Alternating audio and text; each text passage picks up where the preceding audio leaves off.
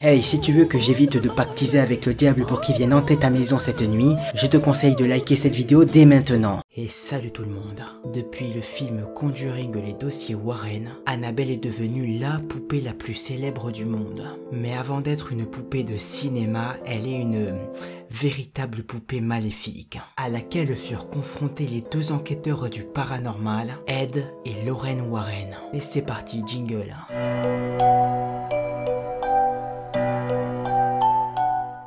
En 1970, en Angleterre, la mère de Donna découvrit une ancienne poupée Anne Regedi dans une boutique d'antiquités. Et pensant qu'elle plairait à sa fille de 24 ans, elle décida de lui offrir pour son anniversaire. À cette époque, Donna, qui était étudiante, partageait un petit appartement avec une jeune femme de son âge, Angie, qui préparait comme elle un diplôme d'infirmière. Quand sa mère lui offrit la poupée de chiffon, Donna fut touchée de son attention, mais en rentrant dans sa chambre, elle la posa sur son lit et n'y prêta plus aucune attention. Puis alors que les jours s'écoulaient, Donna et Angie crurent remarquer que la poupée bougeait toute seule. Au début, les changements étaient vraiment subtils. Sa position semblait légèrement différente, le genre de chose qui aurait pu arriver si quelqu'un avait bousculé le lit par inadvertance. Mais plus le temps passait, plus ses mouvements devenaient perceptibles. Chaque matin avant de partir,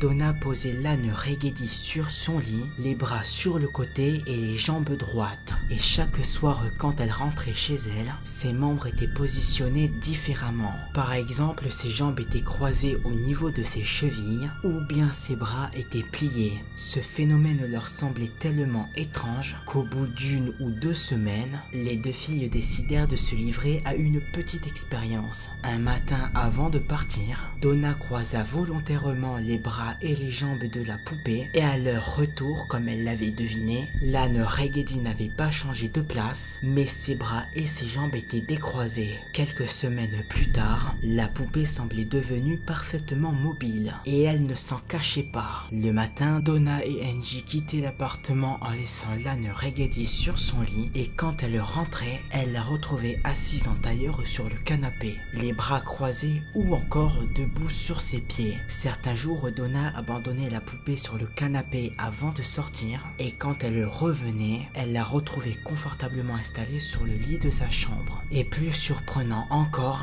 la porte de la chambre avait été soigneusement fermée derrière elle. Et un soir, en rentrant dans l'appartement, Donna et Angie découvrirent l'âne Regedi agenouillé sur une chaise. Intriguées par ce phénomène, elles tentèrent de le reproduire sans jamais y parvenir. Dès qu'elle posait la poupée de chiffon sur ses genoux, elle tombait sur le sol.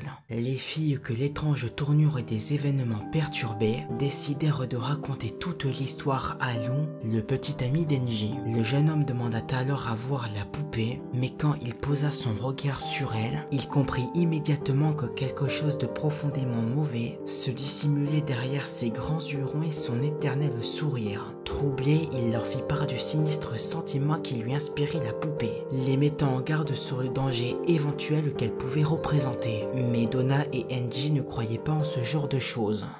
Oui, c'est vrai, quand on y pense, une poupée qui bouge toute seule, c'est normal, hein. Bon, franchement, je vois pas ce qu'il y a de... Ah, si.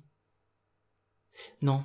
Elles étaient persuadées qu'une explication logique existait, et elles la cherchaient, quoi. Cela faisait environ 1 mois que Donna possédait la poupée, lorsque de curieux petits morceaux de papier commencèrent à faire leur apparition dans l'appartement. Sur ces morceaux de papier, qui ressemblaient à des fragments de parchemin, de petits messages griffonnés presque illisibles semblaient avoir été tracés par la main d'un jeune enfant. Sur certains, des mots se devinaient « Aidez-nous » ou encore aidez-Lou, ce qui n'avait absolument aucun sens vu que Lou n'avait aucun problème à l'époque. De plus, ils étaient tous écrits au crayon et elle n'en possédait aucun. Quant au parchemin, Donna retourna toutes les pièces de l'appartement à la recherche d'un papier de ce genre, Mais en vain.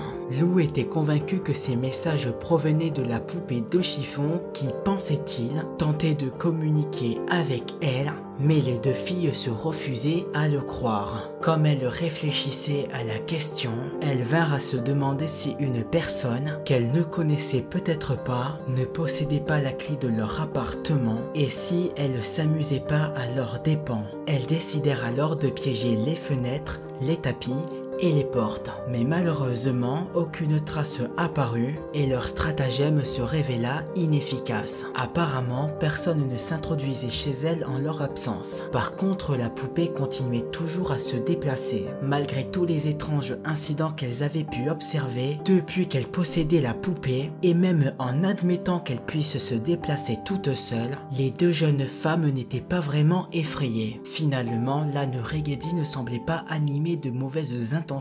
En fait, elle paraissait particulièrement bien disposée à leur égard. À Noël, Donna et Angie découvrirent une délicieuse petite boule de chocolat posée sur la chaîne stéréo. Et comme aucune d'entre elles ne l'avait achetée, alors elles ont conclu que le présent venait de la poupée. Cette délicate attention, qui montrait clairement les bonnes intentions de leur nouvelle amie, les enchanta. Malheureusement, cette harmonieuse cohabitation ne devait pas durer bien longtemps, car peu de temps après, Donna et Angie virent une statuette traverser le salon en flottant dans les airs et retomber brutalement sur le sol. À ce moment-là, aucune des deux ne se trouvait près de l'objet, mais pour la première fois, la peur vint les effleurer. Quelques jours plus tard, en rentrant chez elles, les jeunes femmes constatèrent que la poupée n'était plus dans le salon où elles l'avaient laissée, mais elle reposait sur le lit de Donna, et elles n'en furent pas vraiment surprises. Le phénomène était devenu habituel quoi. Pourtant cette fois, sans vraiment savoir pourquoi, Donna ressentit un étrange malaise en voyant la poupée qui lui parut brusquement sinistre. S'approchant de l'âne Regedi, elles s'aperçurent que le dos de sa main était taché de sang. Elles comprirent qu'elles allaient devoir se résoudre à demander de l'aide. Donna et Angie étaient témoins de phénomènes étranges depuis 6 semaines quand elles décidèrent de prendre contact avec une femme qui se disait médium.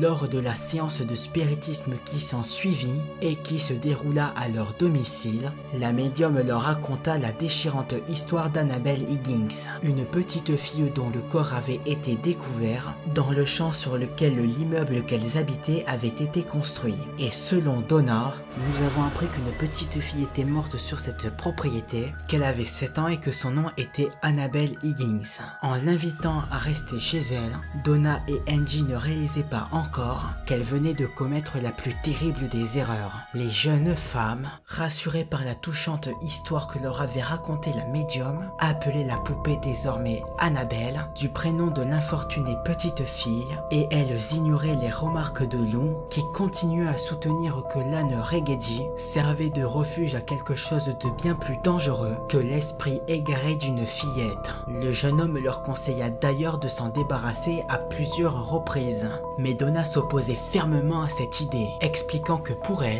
se débarrasser de la poupée équivalait à abandonner un enfant. Annabelle conserva donc sa place dans la maison. Son insistance lui déplaisait fortement et elle allait lui faire savoir. Une nuit, alors qu'il dormait dans un profond sommeil, le jeune homme se réveilla complètement paniqué. Il pensa tout d'abord avoir fait un mauvais rêve, comme souvent depuis que Donna et Angie avaient recruté cette salope de poupée. Mais cette fois, c'était différent, et il se sentait plus que jamais déterminé à se débarrasser de cette poupée et de l'esprit maléfique qui la possédait. Le jeune homme avait fort compris le message d'Annabelle, qui lui conseillait de s'occuper de ses affaires. Mais il s'inquiétait pour ses amis et ne voulait pas renoncer. Le lendemain soir, Lou et Angie préparaient leur futur voyage, étudiant les différentes cartes dans le salon, quand soudain, ils entendirent des bruissements étranges en provenance de la chambre de Donna.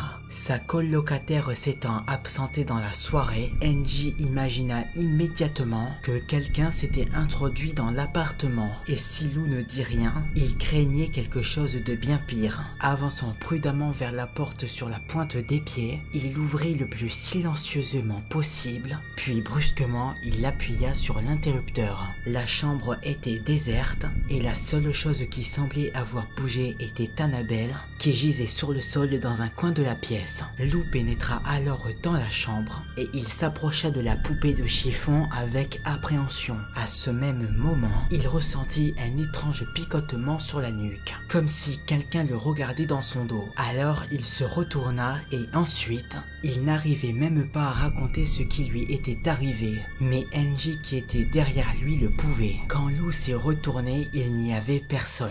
Mais il a soudainement crié et il s'est attrapé la poitrine. Il était plié en deux, il était blessé et il saignait quand je suis arrivé près de lui. Sur sa poitrine apparaissaient 7 marques distinctes, 4 horizontales et 3 verticales, et elles étaient chaudes comme des brûlures. Terrifié par cette violente attaque, décida de demander l'avis de 2 de ses amis, les célèbres enquêteurs du paranormal, Ed et Lorraine Warren. Dès qu'ils entendirent parler de la poupée Annabelle, Ed et Lorraine, inquiets, décidèrent de voir les 3 témoins de cette étrange histoire. Ed était sidéré que les jeunes femmes aient été si facilement accordé confiance à un prétendu fantôme. Mal à l'aise, Donna avoua qu'en apprenant l'histoire d'Annabelle, elle s'était surtout sentie préoccupée par l'âme de la petite fille et elle reconnut qu'elle n'aurait pas dû tant de fois la parole d'un fantôme. Après avoir écouté leur témoignage, Ed et Lorraine Warren décidèrent de l'emprisonner dans une boîte scellée. Voilà, cette vidéo est à présent terminée. J'espère qu'elle vous aura plu. Si c'est le cas, n'hésitez pas à liker, à partager la vidéo au max et bien sûr, à vous abonner si ce n'est pas déjà fait. Allez, ciao!